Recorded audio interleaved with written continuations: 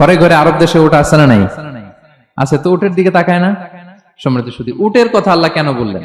কুরাইশদেরকে উটের কথা বললেন এজন্য, উট হচ্ছে এমন আজীব একটা প্রাণী যেটা প্রাণী বিজ্ঞানীদেরকে হয়রান করে দিয়েছে।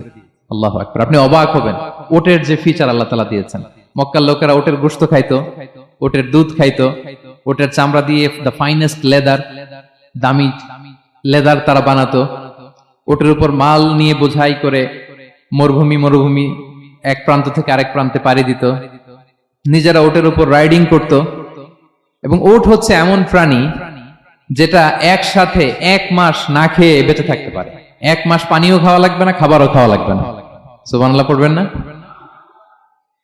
এট এ টাইমে একটা উট, প্রাপ্তবয়স্ক একটা উট একসাথে 200 লিটার পানি খেয়ে ফেলতে পারে। এবং উটের পেটের ভিতরে একটা স্পেশাল ওয়াটার চেম্বার আছে, ওই চেম্বারে রেখে দেয়, খেয়ে ওইটারে পাঠায় দেয় না ওদের কিডনিতে। 200 লিটার পানি একবারে খেয়ে স্পেশাল চেম্বারে রেখে দেয়, যখন লাগবে ওইখান থেকে নিয়ে নিয়ে বেঁচে থাকে। 1 মাস না খেয়ে বেঁচে থাকে কি করে? উটের পিঠে দেখবেন একটা কুজ আছে, একটা উঁচু উটকে যদি কল্পনা করেন, উপরে একটা কুজ আছে না?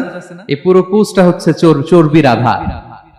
তো ওটের যখন খাবার থাকে না মরুভূমিতে, মাসের পর মাস যখন চলে, ওই চর্বি থেকে এনার্জি নিয়ে সে মরুভূমিতে চলে।